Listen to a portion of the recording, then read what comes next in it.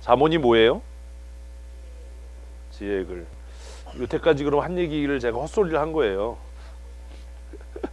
잠언이 뭐예요? 잠언? 어떻게 하면 행복하게 살 수 있는가? 제가 내린 결론이에요. 인생의 지침서. 어떤 인생?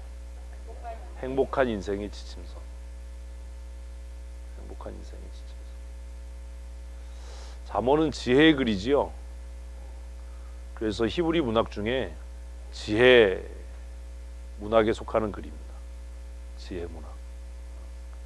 그래서 인생의 지혜, 하나님과의 관계에서의 신앙의 지혜, 영적인 지혜, 그리고 삶을 살아가는 처세의 지혜, 이런 모든 것들을 종합적으로 가르치는 게 이 지혜 문학의 특징이에요. 이 지혜 문학의 성경은 아니지만 굉장히 큰 비중을 차지하는 게 뭘까요? 성경에만 지혜 문학이 있는 게 아니에요. 대표적인 게 뭐예요? 그게 탈무드예요. 탈무드. 그래서 그 탈무드도 어떻게 지혜롭게 인생을 살아가야 되는가, 그것을 모아놓은 글이죠. 잠언도 그런 거예요. 우리가 성경에 있는 잠언이라고 하는 것도 어떻게 하면 행복한 인생을 살 수 있는가, 어떻게 하면 존경받는 삶을 살 것인가, 어떻게 하면 하나님과 영적인 관계를 풍성하게 유지하면서 살 것인가. 그 잠언을 보면 돈 많은데 미련한 사람이 불쌍한 사람이에요. 그죠?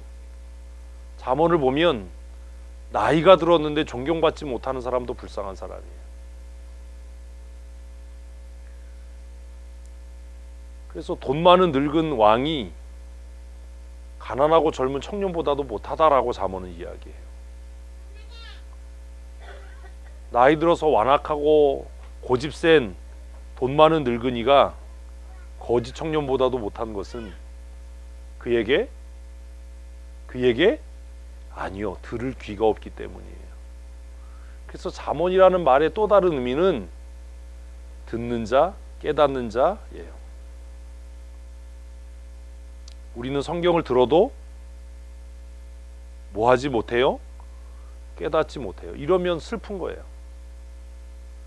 성경을 듣고 깨닫는 자, 잠언이라는 말의 뜻에 책망이라는 뜻이 강하거든요.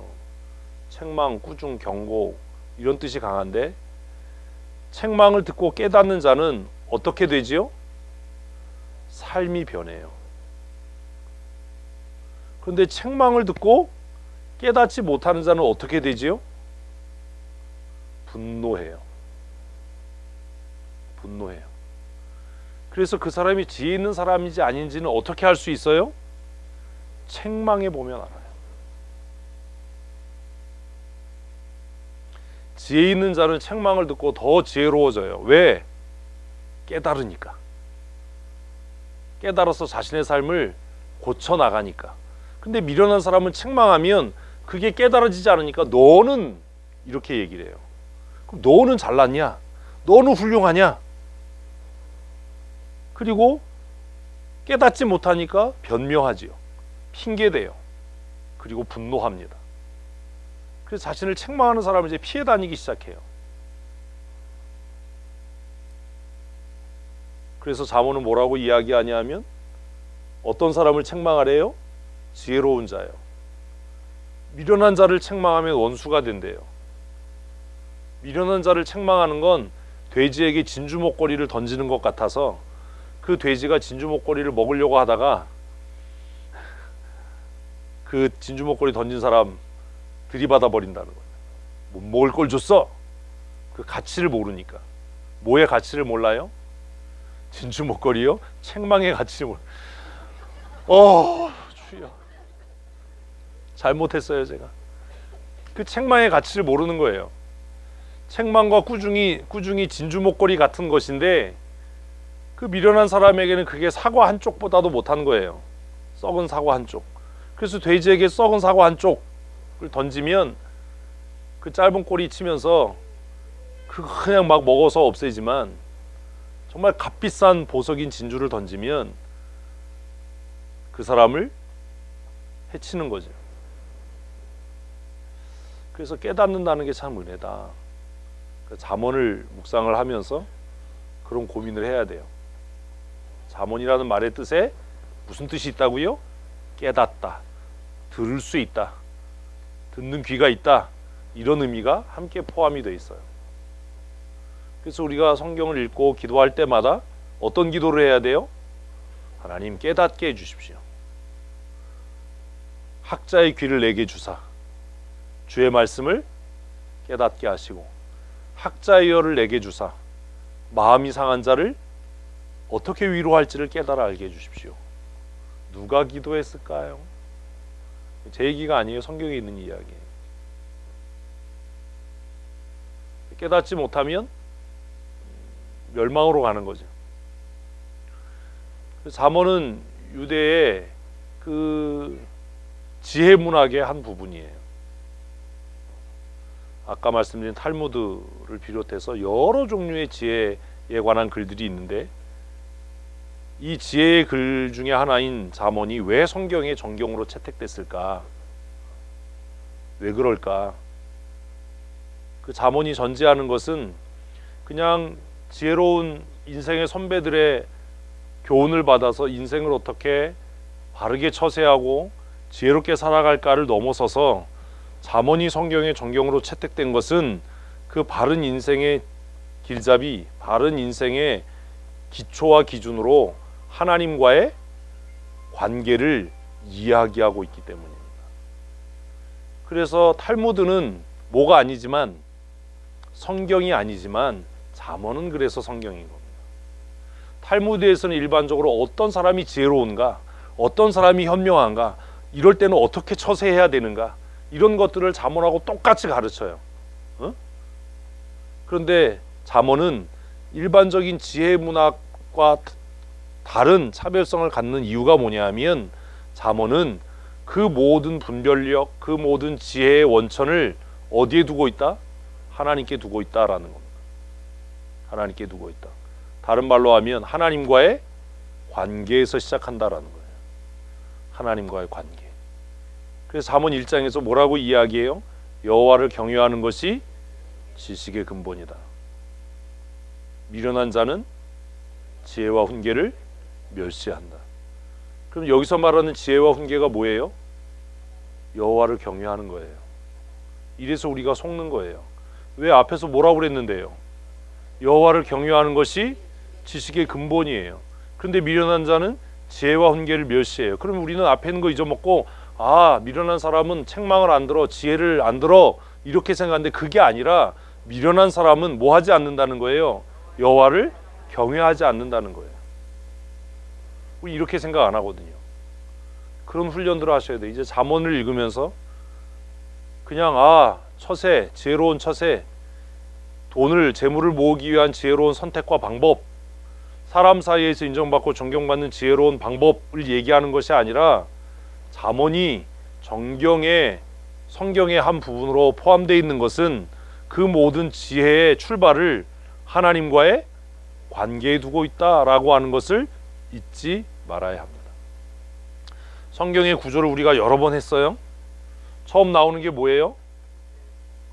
모세 오경이라고 하는 율법서죠. 율법서. 두 번째가 뭐예요? 역사서죠. 이스라엘의 역사를 기록한 역사서입니다. 그 다음이 뭐예요? 시가서예요. 그 다음이 선지서예요. 시가서는 욥기, 시편, 잠언, 전도서입니다. 단가요? 왜 이렇게 자신이 없어요? 그런데 보십시오. 재밌잖아요. 뭐가 재밌냐 하면, 요 세 권이 뭐예요? 지혜서예요.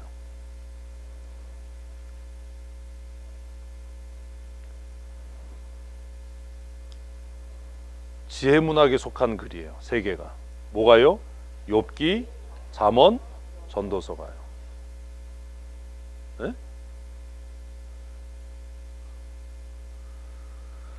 우리는 잠언이 격언, 지혜의 글쯤으로 생각하는데 잠언의 형식은 뭐예요? 시예요. 아니 형식이 뭐 내용은 내용이라고 물었을 때 하고 형식을 물었을 때 하고 형식은 뭐예요? 시예요. 어떻게 알아요? 시가 서니까요. 아 놀랍도다. 시가 서니까. 이거 왜 이렇게 구분해 놓는지를 모르는 거예요. 이거 맨날 외워요. 외우는데 실제로 적용이 안 돼요. 뭐는 있는데 잡다한 지식은 있는데 지혜가 없는 거예요. 잠언이 지혜문학이다라고 얘기하는데 지혜문학인데 구조는 뭐예요? 시예요. 한 번도 우리 그렇게 생각 안 해요. 잡다한 지식이 우리를 망하게 하는 거야. 성경 구분 얘기합시다 그러면 시시하거든요. 이제 다 알아 시. 앞에 율법서고 역사서고 시가서고 선지서고 선지서는 대선지 소선지 있고 그거 알면 뭐하냐. 그게 기초가 돼서 그 지식이 지혜가 돼야지. 그럼 잠언을 읽을 때 아 잠언은 뭐의 형태를 띈다? 시의 형태를 띈다. 이렇게 생각 안 한다는 거예요. 그러면 잠언은 내용상으로는 뭔데? 지혜의 글인데 형식으로는 형태로는 뭐예요? 시예요. 근데 우리 성경에는 그냥 산문처럼 써놔서 이게 시라는 생각을 절대로 안 하는 거예요. 그러니까 이렇게 구분하는 걸 외워봐야 아무 의미가 없는 거예요. 근데 이게 진짜 중요하거든요. 어떤 장르에 속하냐 이 글이. 그러면 잠언을 읽을 때마다 뭘 읽듯이 시를 읽듯이 읽고 해석해야 되는 겁니다. 그런 생각 한 번도 안 하죠. 지혜의 글이야. 잠언이야. 응? 이 생각을 해요. 그 이상으로 가지 않는 거예요. 그 시의 특징이 뭐예요? 함축적이죠. 또 시의 특징이 뭐예요? 근데 이런 거 묻는 것 자체가 참 이게 안기한 공부. 근데 그거 맨날 외우고 있으면 뭐하냐. 막상 잠언을 만나면 그 생각을 하나도 안 하는데, 하나도 못 하는데. 시의 특징이 뭐냐? 그거 얘기해봐야 무슨 의미가 있냐? 진짜 잠언 읽으면서 그런 생각 해본 적이 있냐?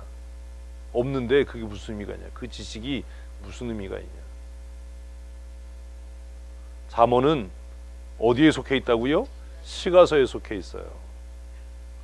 근데 시가서에 몇 권이 3권이 지혜의 글이거든요. 이것도 놀라운 거 아닌가요? 하나도 안 놀라워요? 그럼 뭐예요? 아, 이스라엘 사람들의 시라고 하는 것은 상당히 많은 부분에 있어서 어떤 형식을, 어떤 내용을 지혜의 글을 담고 있구나.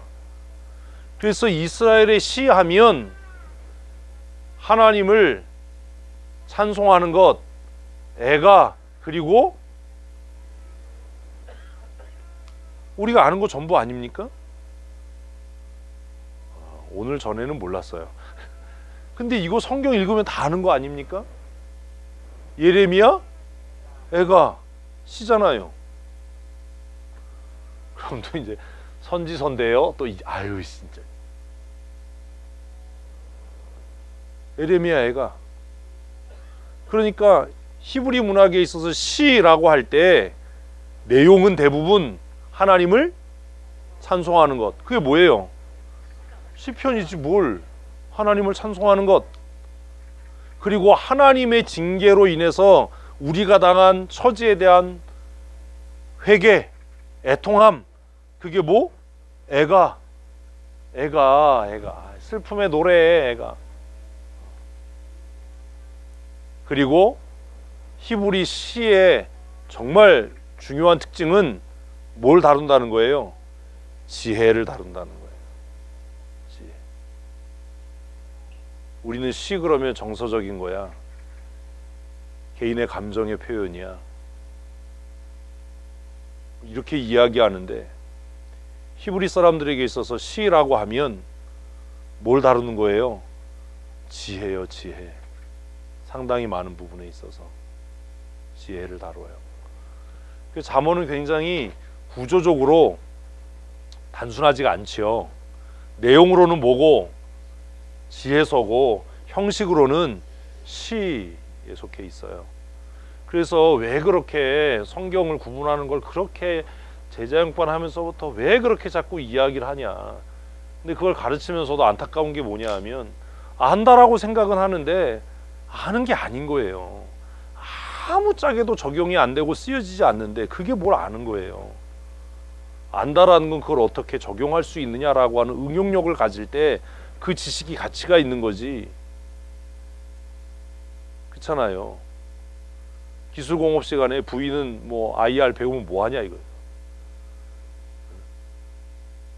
집에 전기 배선 하나도 못하는데 그거 알아서 뭐하냐. 괜한 얘기를 또 했군요. 그래서 잠언을 읽으면서 우리의 머릿속에 아 이건 뭐다? 지혜 그리고 시다. 시다. 히브리 시의 특징을 알아야 잠언이 이해가 되겠죠. 근데 히브리 시의 특징을 알아야 이러면 또 막 뭘 찾아보려고 그러는데 그럴 필요 없어요. 우리는 히브리 시의 특징을 너무 잘 알아요. 모르는데요. 어떻게 잘 알아요? 시편을 이미 알고 있잖아요. 150개의 시를 읽었으면 우리는 맨날 뭐 여호와는 나의 목자시니 이거 외우는 것만 할 게 아니라 150개의 시를 읽었으면 그 시들이 갖고 있는 뭘 특징을 알아야 되는 거 아닙니까? 한 장르의 글을 150개쯤 읽었으면 히브리 시의 특징이 뭐다라고 뭐 첫째 뭐 둘째 이렇게 안 해도 그냥 아 히브리 시는 이런 특징을 갖고 있구나 라고 하는 게 그냥 자연스럽게 알아줘야 하는 거 아닙니까? 그게 진짜 공부 아닌가요? 그렇잖아요. 성경 읽는 훈련을 그래서 제가 계속해서 다시 하십시오. 다시 해야 됩니다라고 그래서 말씀드리는 겁니다. 이제 5월 우리가 잠언을 묵상하게 됩니다. 잠언이 내용으로 뭐라고요? 지혜예요. 그러면 잠언을 묵상하면서 뭘 배워야 돼요? 지혜를 배워야 돼요. 그게 아니라면 이걸 큐티할 이유가 없는 거예요. 어제 오늘은 뭐 큐티 못했을 거고. 그래서 하루 큐티를 하면 하루 묵상을 하면 그 본문에서 뭘 배워야 돼요? 그 하루 분량의 지혜를 배워야 돼요. 성경은 그렇게 묵상하는 거예요. 잠언이 지혜를 가르치고 있는 글이니까 잠언을 하루치를 묵상했으면 그 본문에서 내가 가슴에 두어야 할 지혜가 뭐냐? 지혜가 뭐냐? 그래서 인생을 지혜 있게 살고자 노력하는 사람들은 모든 사람에게서 배울 게 있어요. 근데 미련한 사람은 자기가 아는 것만을 고집합니다. 어린아이에게도 그래서 배울 게 있는 겁니다. 어떤 사람은요? 지혜를 추구하는 사람은요. 그래서 잠언은 뭐라고 이야기해요? 개미에게도 배울 게 있다라고 이야기를 해요. 게으른 자는 개미에게 가서 배워라. 감독자도 없고 그들을 억압하는 자도 없지만 얼마나 열심히 일하냐. 지혜를 추구하는 마음을 하나님께서 우리에게 주시도록 그렇게 기도하시면서 잠언을 묵상하십시오. 잠언에서 하나님은 어떤 분이신가 뭐 맨날 이런 뭐 내용 뭐 정리하고 이런 게 중요한 게 아니라 잠언을 이제 우리 매일매일 묵상하면서 오늘 본문에서 내가 깨달은 지혜는 뭐냐? 내가 실천해야 될 지혜는 뭐냐? 지혜는 실천될 때 가치가 있는 거예요. 지식도 그렇잖아요. 지식도 어떻게 될 때? 사용될 때 가치가 있는 거지. 그거 뭐 알아서 뭐 합니까? 쓰지도 않을 건데. 쓰여질 때 가치가 있는 거 아닙니까?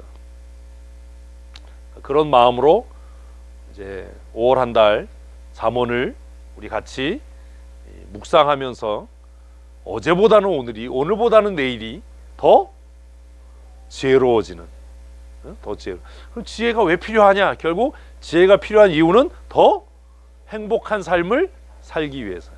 무시당하지 않고. 얘기했더니 다른 사람들이 속으로 저렇게 무식한 소리 하지, 뭐 이런 대우 안 받고, 저분의 이야기는 지혜로워, 귀를 기울일 만한 가치가 있어, 뭐 이런 인생을 사셨으면 참 좋겠습니다. 잠언 1장 1절부터 우리 6절까지 먼저 읽습니다.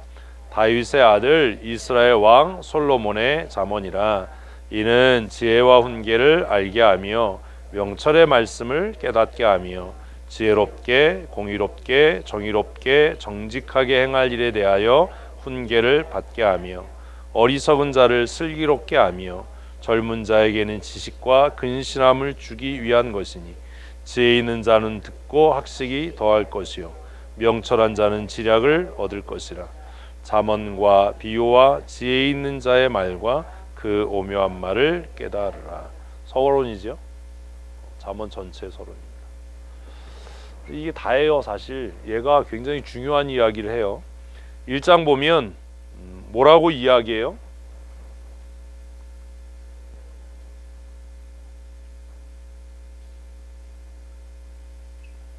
이렇게 얘기를 해요. 솔로몬의 지혜의 글이다. 솔로몬의 잠언이다. 근데 솔로몬 말고도 쓴 사람이 많아요. 잠언 읽어보면, 그죠? 1번은 이제 저자에 대한 이야기예요. 저자에 대한 이야기. 자, 2절을 보면 뭐라고 이야기합니까? 목적이죠. 지금 잠언을 쓰고 있는 목적이에요. 뭐라고 이야기해요? 지혜와 훈계를 알게 하며 명철의 말씀을 깨닫게 하며. 그래서 잠언을 쓰고 있는 이유는 지혜와 훈계를 알게 하면인데, 사실 이게 듣게 하며예요. 듣게 하며. 안다는 것, 듣는다는 거죠. 그래서 잠언을 쓰는 목적은 읽는 자로 하여금 지혜와 훈계를 듣게 하는 거예요. 그 지혜와 훈계는 한 쌍이에요. 그 야단 맞을 줄 아는 사람이 지혜로운 사람이에요. 미련한 사람들의 공통점이 뭐예요? 변명한다니까요. 핑계대고 인정을 안 해요. 아까 얘기했던 것처럼 나만 그러냐 너도 그러지 이러고 덤비지, 이게 해결이 안 되는 거예요. 내 문제를 다른 사람의 문제로 전가하는 거죠. 제가 이러는 거예요. 고미자 권사님한테, 권사님 찬송 좀 열심히 기쁘게 하세요. 그러면 목사님 제가 잘못했어요. 앞으로 열심히, 이렇게 얘기하면 지혜와 훈계를 듣는 건데, 뭐라 그러는, 목사님이 첫음을 잘못 잡으시잖아요. 왜 그러는 거야, 씨. 아니 이게 웃을 얘기가 아니고 실제로 그렇다니까요. 실제로. 고미자가 실제로 그러는 게 아니고, 진짜 지혜가 없어. 무슨 얘기인지 아시겠어요? 내 문제를 상대방의 문제로 비화시키지 말라고요. 내 문제는 그냥 내 문제예요. 찬송님 열심히 잘하세요. 그럼 제가 오늘 딴 생각을 좀 했어요. 앞으로 안 그러겠습니다. 이래야 되는데, 목사님이 첫음 틀렸잖아요. 목사님 좀 우리가 다 아는 찬송 좀 고르세요. 그 얘기를 뭐하러 하냐고. 얼마나 지혜가 없냐고. 그게 그렇게 이야기하면 안 듣겠다는 거죠. 그 사람에겐 더 이상 훈계할 필요가 없는 거죠.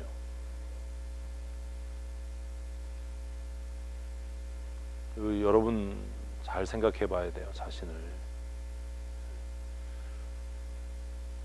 그리고 2절에 보면 지혜와 훈계를 듣게 하는 것과 또 하나는 뭐예요? 말씀을 깨닫게 하는 거예요. 성경을 읽고도 안 깨달아지는 건 우리에게 지혜가 없는 증거예요. 지혜가 없는 증거라는 말은 무슨 말이냐면, 진짜 지혜라고 하는 게 없다라는 게 아니라 듣지 않는다예요. 듣지 않는다. 왜 안 깨달아져요? 듣지 않으니까요. 듣지 않으니까. 아, 내가 뭐 신학 공부 안 해서 그래요. 아니에요. 안 듣는 거예요. 그 잠언은 1장부터 굉장히 충격적이라니까요. 3절. 그러면 들으면 어떻게 되냐? 지혜롭게, 공의롭게, 정의롭게, 정직하게. 자, 그러면 우리가 잠언 이제 묵상하면서 기도해야 되겠죠. 뭐라고 이야기해요? 지혜롭고, 또 공의롭고, 또요 정의롭고, 또요 정직하게. 지혜를 얻은 사람의 특징이 뭐냐? 그는 어때요? 지혜로워요. 또 어때요? 공의로워요. 공정해요. 또 어때요? 정의로워요. 항상 진리 편에 서요. 그리고 정직해요. 거짓말하지 않는다고요. 거짓말이 뭐예요? 있는 거 없다고 하는 게 거짓말입니까? 정직한 건 뭐지요? 정직하지 않은 건 뭐지요? 쉽게 얘기하면 인정하지 않는 거예요. 정직하지 않는 건 인정하지 않는 거예요. 똑같은 거예요. 아까 했던 얘기처럼. 왜 찬송을 그렇게 해요? 아, 목사님 첫음 틀려서 그래요. 이게 뭐예요? 이게 거짓말이야. 그게 거짓말. 거짓말이 무슨 뭐 한 걸 안 했다고 그러거나 안 한 걸 했다고, 이게 거짓말이 아니라 내가 열심히 찬송 안 한 게 인도자가 첫음을 틀렸기 때문이 아니잖아. 예? 근데 그렇게 얘기를 해요. 내 책임을 다른 사람한테 전가시키는 거예요. 정직하지 않은 거죠. 지혜를 얻은 사람들은 이게 이제 4종 세트 어때요? 지혜와 공의와 정의와 정직을 얻게 돼요. 그러니 기도하는 거예요. 하나님, 잠언을 묵상하면서 나에게 들을 수 있는 기회를 주셔서 지혜롭고 공의롭고 정의롭고 정직한 하나님의 사람으로 살게 해주십시오. 어제 큐티하면서 이렇게 기도하셨어야 되는 거예요. 성경을 내용을 아는 게 중요하지 않아요. 내용 몰라도 돼요. 나는 뭐 성경 잘 몰라요. 그래서 권사될 자격이 없어요. 그렇지 않아요. 성경 모른다고 권사될 자격이 없지 않아요. 사실 교회를 보면 모르는 사람이 문제 만들지 않고 안다라고 생각하는 사람이 문제를 진짜로 아는 사람은 문제 안 만들어요. 스스로 안다고 생각하는 사람들이 문제를 만들어요. 그 사람들은 안다라고 생각해서 자기 죄를 정당화하려고 하기 때문이에요. 진짜로 아는 사람은 그렇게 안 하겠죠. 4절 읽습니다. 어리석은 자를 슬기롭게 하며 젊은 자에게 지식과 근신함을 주기 위한 것이다. 그래서 2절부터 4절까지가 목적이에요. 젊은 자에게 뭘 줘요? 근신함, 지식과 근신함을 주기 위하여. 젊은 사람들에게 필요한 게 이거잖아요. 5절 지혜 있는 자는 듣고, 그래서 이게 듣다가 5절에 나오는데 이게 잠언이라는 말의 한 뜻이기도 해요. 그래서 잠언을 읽으면 들으라는 말이 굉장히 많이 나올 거예요. 그 지혜 있고 없고는 무슨 차이예요? 듣고 안 듣고의 차이예요. 알고 모르고의 차이가 아니에요. 우리는 알고 모르고로 지혜 있나 없나를 생각하는데 그게 아니에요. 몰라서 그러는 게 아니에요. 우리의 대부분의 문제는 뭐가 문제예요? 안 듣는 거예요. 모르는 게 아니라 안 들어요. 안 들어. 들어야 돼요. 좀. 제발 좀 들어라. 들을 수 있는 귀를 하나님이 주셨으면 참 좋겠어요. 5절 같이 읽습니다. 지혜 있는 자는 듣고 학식을 더할 것이요 명철한 자는 지략을 얻을 것이다. 그래서 듣는 자에게 하나님이 주셔요. 잠언과 비유와 지혜 있는 자의 말과 그 오묘한 말을 깨달으리라. 누가요? 듣는 자가요. 듣는 자가 깨달을 거예요. 그래서 이게 서론이에요. 토요일 날 본문 서론. 듣는 자가 깨달아요. 그러니 이제 적용은 그거죠. 원칙이 뭐예요? 듣는 자가 깨달아요. 듣는 자가. 그러니 이 본문을 묵상했으면 뭐 다른 것도 좋지만 일단은 기본적으로 하나님, 내가 듣는 사람이 되게 해주세요. 잘 듣는 사람이 되게 해주세요. 변명하고 핑계하고 뭐 이러지 말고 하나님 무조건 잘 듣는 사람이 되게 해주세요. 대부분 안 듣거든요. 문제는 안 듣는 데서 시작돼요. 제일 큰 심판은 듣지 않는 거예요. 듣지 못하게 하는 거예요. 가장 큰 심판이에요. 잘 들으십시다. 우리 7절 읽습니다. 여호와를 경외하는 것이 지식의 근본이언을 미련한다는 지혜와 관계를 멸시하느니라. 그래서 모든 지식의 출발은 뭐다? 하나님과의 관계예요. 하나님과의 관계. 모든 지혜와 지식의 출발은 하나님과의 관계예요. 근데 그런 거잖아요. 제가 늘 얘기하지만 나는 하나님과의 관계가 좋아요. 어떻게 증명하죠? 어떻게 증명하냐고요. 이런 거잖아요. 제가 난 뭐 임남 집사님하고 사이가 좋아요. 난 임남 집사님하고 친해요. 어떻게 증명하지? 임남 집사님 우리가 친한 거 어떻게 증명하지? 네? 몰라? 도와주질 않네 이 사람이. 우리가 친한 거 어떻게 증명해? 바보야. 안 친해요 우리. 우리 친해? 안 친하잖아. 그러니까 이게 지혜가 없는 거야. 내가 임남 집사님하고 우리가 친한 거 어떻게 증명하지? 그럼 임남 집사님이 그랬어야 되는 거야. 정직하게. 나 목사님하고 별로 안 친해요.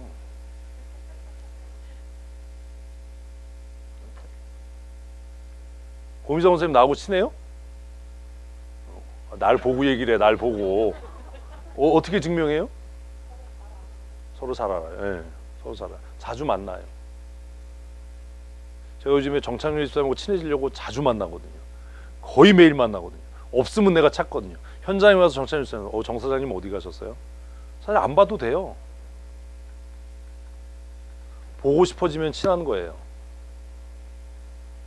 근데 임남 일주일 내내 나 안 봐도 안 보고 싶잖아. 근데 뭘 친하대? 맛있는 거 먹어도 내 생각 안 나지? 근데 뭘 친하대? 너 친하다는 소리 하지 마. 뭐라고? 왜 웃어? 내가 그 사람하고 관계가 좋아. 그러면 그걸 증명할 수 있는 뭔가가 있어야지요. 내가 여호와를 경외해. 어떻게 증명하지요? 그게 예배예요. 그게 예배예요. 내가 고미정 원사님하고 친해요. 근데 안 만나. 친한 거야, 안 친한 거야? 안 친한 거지. 만났는데 내가 집중을 안 해. 안 친한 거지. 그런 거 안 당해 보셨죠? 서로 만나서 마주 앉아 있는데 상대편이 계속 스마트폰만 만지고 있는 거야. 그럼 어떤 일 생기겠어요? 부하가 치밀겠죠. 이런 내 아까운 시간에 여호와를 경외한다는 게 도대체 뭐냐? 이걸 외우는 건 쉬워요. 여호와를 경외하는 것이 뭐라고요? 지혜와 지식의 근본이다. 이걸 외우는 건 쉽다고요. 그러면 생각을 해야죠. 내가 여호와를 경외한다는 것을 나는 어떻게 증명해가고 있는가? 어떻게 삶으로 증명해가고 있는가? 내가 고미장 원사님과 친해 라고 이야기한다면 적어도 어떻게 증명하고 있어요? 가끔 보고 싶든지, 내가 그를 위해 무언가를 희생하고 있든지, 맛있는 게 있으면 한 번쯤 생각이 난다든지, 집 앞을 지나가면 아우 고미장 원사 뭐 할까? 뭐 이런 생각이 든다든지, 그런 게 없는데 난 고미장 원사하고 친해. 그게 말이 되냐? 안 되는 거잖아요. 내가 뭔가를 이렇게 살려고 했는데 누군가가 생각이 난다면 그게 뭐 한 거죠? 친한 거죠. 친해지려고 하는 거죠. 그래서 그런 거잖아요. 내 거 사면서 하나 더 샀어.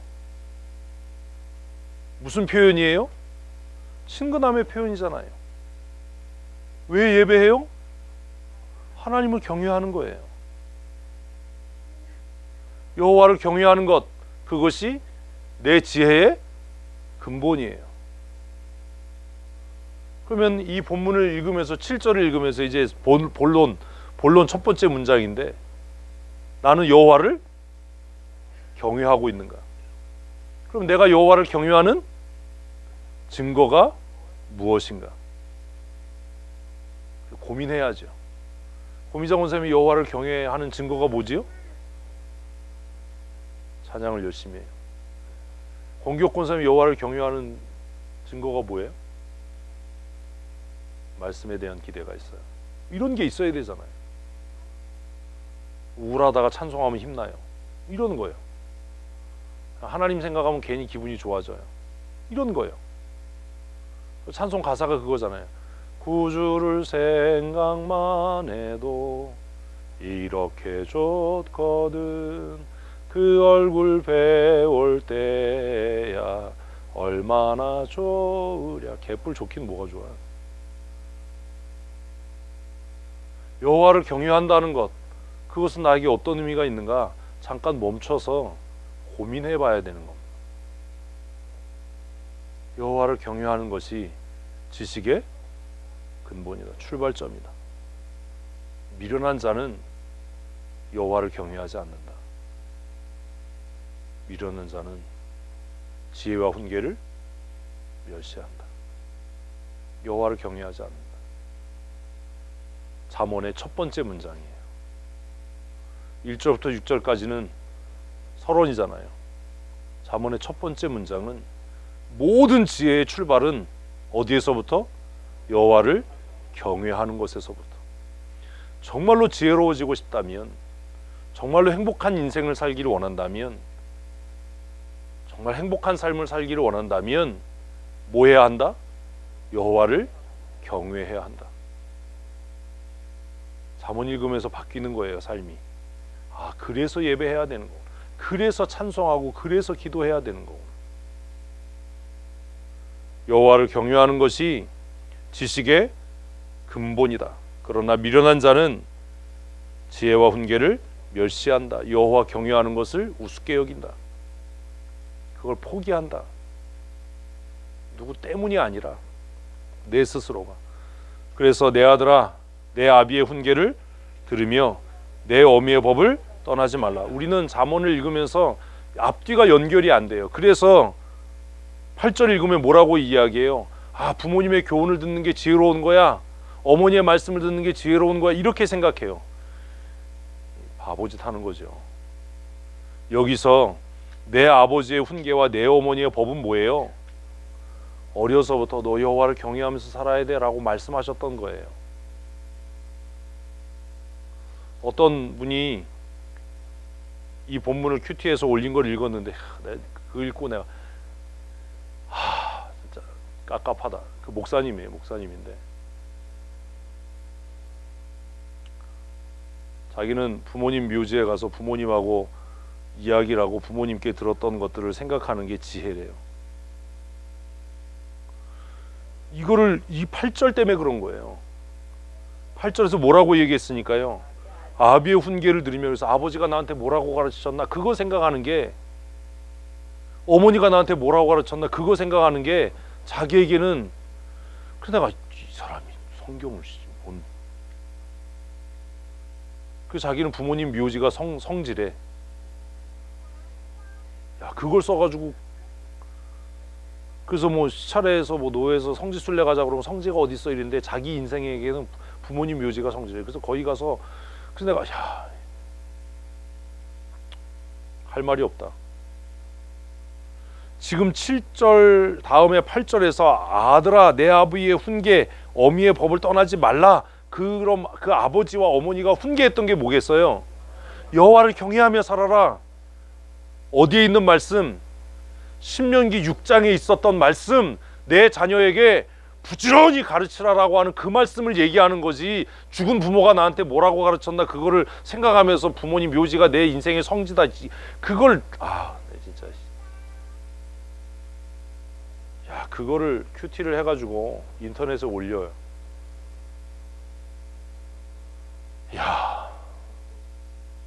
막 가슴이 서늘해지는 거야. 이건 목사가 진짜 이건 뭐냐. 근데 너무 재밌는 게 뭔지 아세요? 거기에 은혜 받는 사람이 또 엄청난 거야. 또 막 이건 뭐냐 도대체. 근데 보세요. 우리는 이거 읽으면 7절하고 8절이 아무 관계가 없다고 생각하는 거야. 응? 이거 읽으면 8절 읽으면 무슨 생각이 나야 되는데 신명기 6장에 있는 말씀, 부모가 해야 될 일 자녀에게 부지런히 가르쳐야 한다. 집에 있을 때이든지 길에 갈 때이든지 하나님의 말씀을 강론해야 된다. 그게 안 떠오르는 거예요. 성경은 그렇게 많이 읽었대는데, 그래서 기껏 한다는 게 아버지의 말씀, 아버지가 나한테 살아생전 뭐라고 가르쳤나, 어머니가 뭐라고 가르쳤나, 그게 나에게 뭐 지혜가 된다. 어떻게 하면 좋으냐, 이걸 어떻게 하면 좋으냐. 그러니 8절 읽으면서 부모된 우리는 뭘 적용해야 돼요? 내 자식에게 여호와를 경외하라고 열심히 가르쳐야 되는 거구나. 그래서 찬송에 뭐가 있어요? 어머니의 성경책.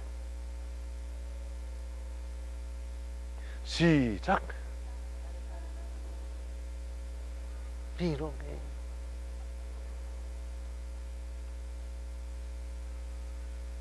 어머니의 성경책.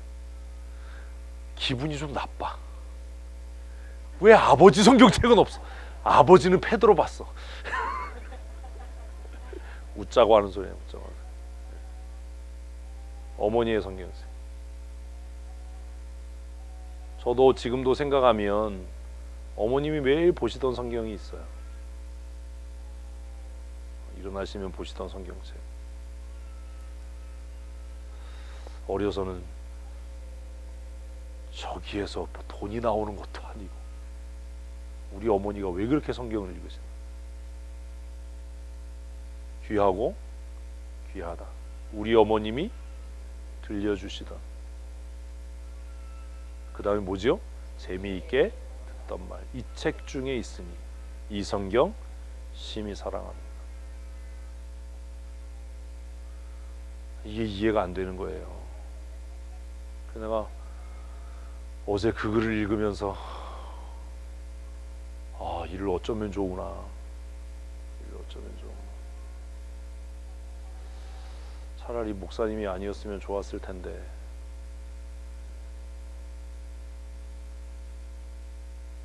매일 성경으로 큐티를 하는 목사님, 속상하잖아요. 그래서 이 본문을 하는데 초반부에 나는 뭐 성지순례를 가자고 그래도 뭐 안 갔다.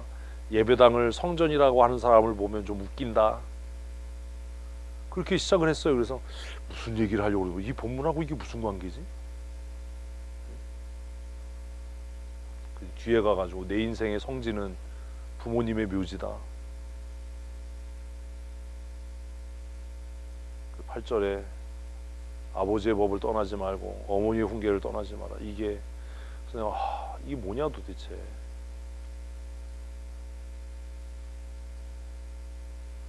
그리 하시면 안 됩니다. 성경을 그리 해석하시면 안 됩니다. 9절, 이는 내 머리에 아름다운 관이요 내 목에 금사슬이니라. 뭐가요? 여호와를 경외하는 것이. 이제 이해되셨어요?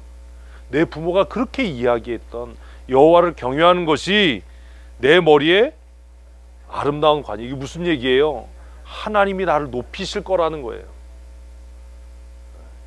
머리에 관을 쓴다는 게 무슨 얘기예요? 하나님이 나를 높이실 거예요. 신명기 몇 장? 28장에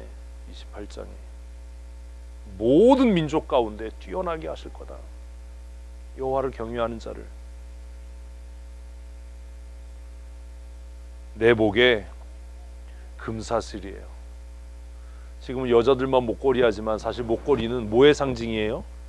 신분의 상징이에요. 신분의 상징. 목걸이는 신분의 상징이에요. 펜던트는 신분의 상징이라고요.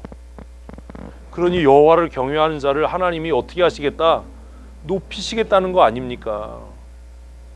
어?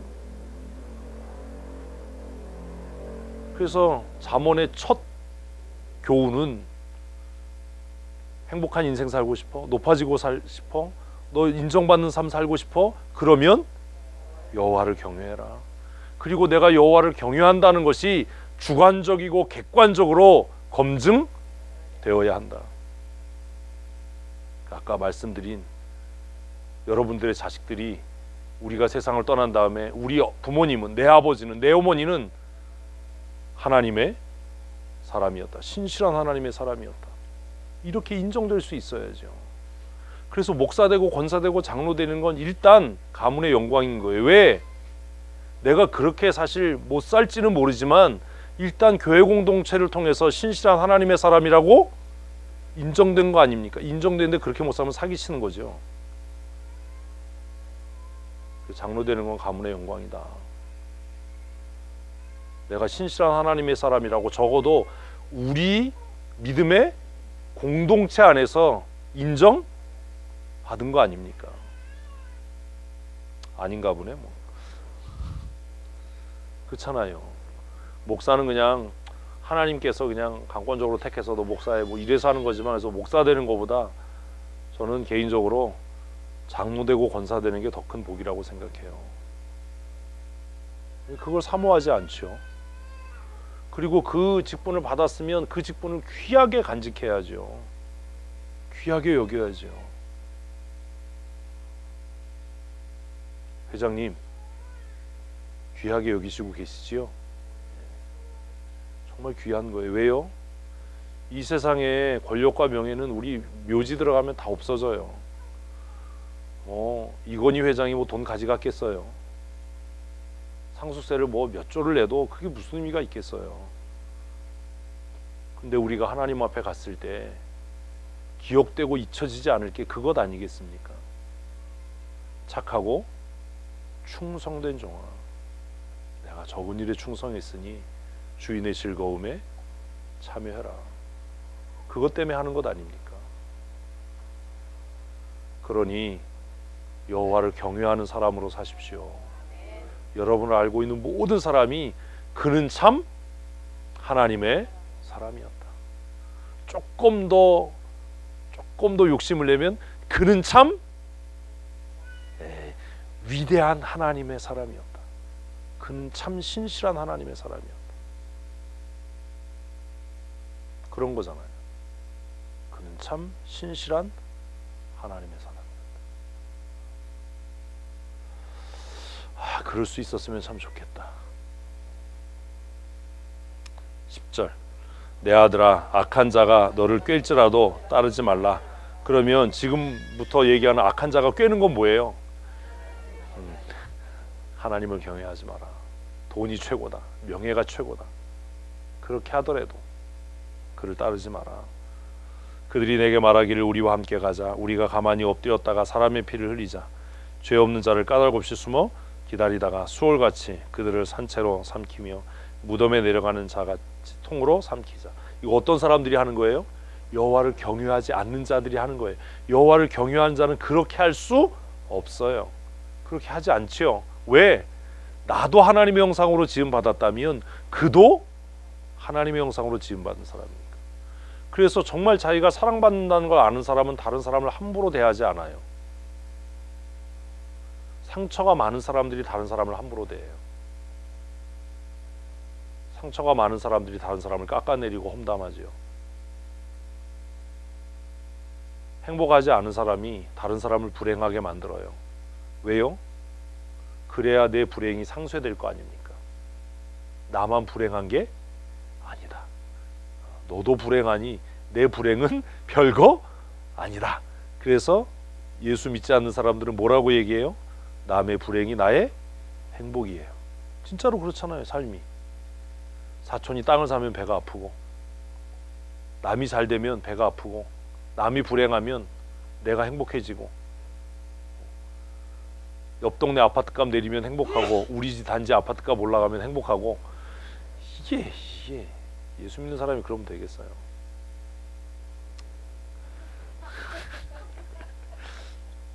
아파트 없으니까 나는. 13절 읽습니다. 우리가 온갖 보화를 얻으며 빼앗은 것으로 우리 집을 채우라 하리니 너는 우리와 함께 제비를 뽑고 우리가 함께 전대 하나만 두자 할지라도 내 아들아 그들과 함께 길에 다니지 말라. 내 발을 금하여 그 길을 밟지 말라. 내 발을 금하여 그 길을 밟지 말라. 시편 1편이잖아요. 시편 1편. 악인의 꾀를 쫓지 아니하고 오만한 자의 자리에 앉지 아니하고. 그 잠언은 그냥 뭐 할 것도 없어요. 그냥 읽으면 끝나요. 16절 대저 그 발은 악으로 달려가며 피를 흘리는데 빠름이니라. 새가 보는 데서 그물을 치면 헛일이겠거늘 그들이 가만히 엎드리면 자기의 피를 흘릴 뿐이요 숨어 기다리면 자기의 생명을 해할 뿐이니 이익을 탐하는 모든 자의 길은 다 이러하여 자기의 생명을 잃게 하느니라. 미련한 자의 길은 이렇다. 엄청 혼자 똑똑한 척하고 혼자 뭐 탁월한 척하지만 결국 멸망으로 가는 거지요. 잠언을 우리 큐티를 시작하면서 제가 아까 말씀드린 대로 우리가 결심해야 될 게 하나 있어요. 성경을 지식으로 아는 게 아니라 잠언을 묵상하면서 우리가 결심하고 결정해야 될 건 뭐예요? 나는 행복하게 살 거야. 행복하게 살 거야. 어떻게 살자고요? 행복하게 사십시오. 불의한 자의 길에 서고 악인과 함께 식탁에 앉는 것이 여러분을 행복하게 하는 일이라면 그렇게 사십시오. 그러나 전도사가 이미 경고하는 것처럼 그 끝에 하나님의 심판이 있습니다.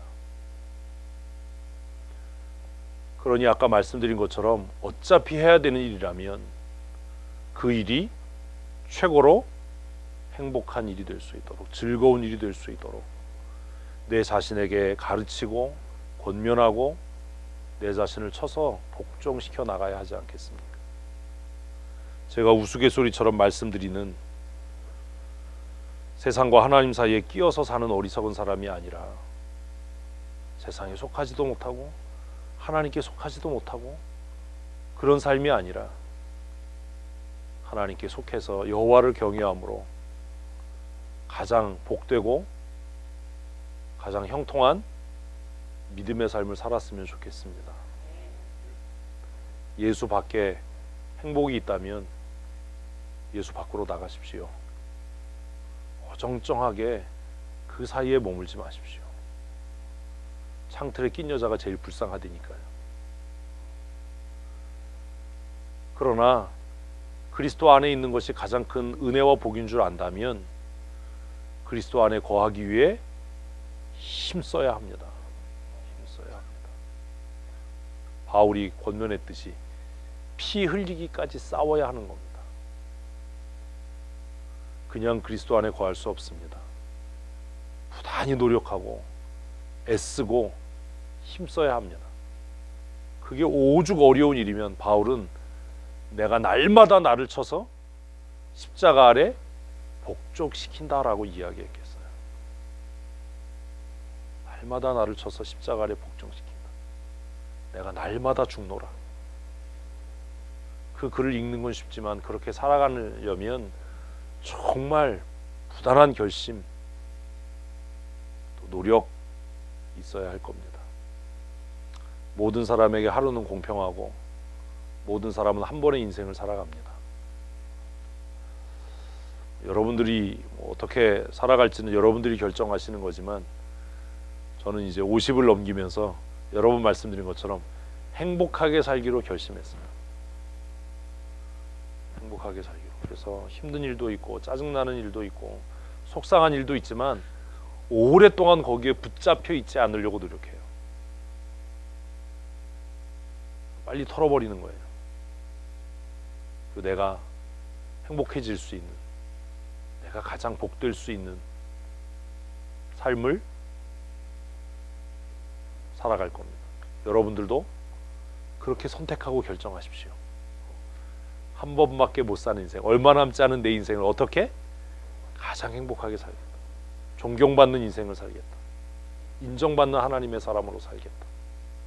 영향력 있는 하나님의 사람으로 살겠다라고 결심하시고 잠언을 묵상하면서 여호와를 경외하는 것이 그 첫걸음이다. 첫걸음이다. 그 출발이다.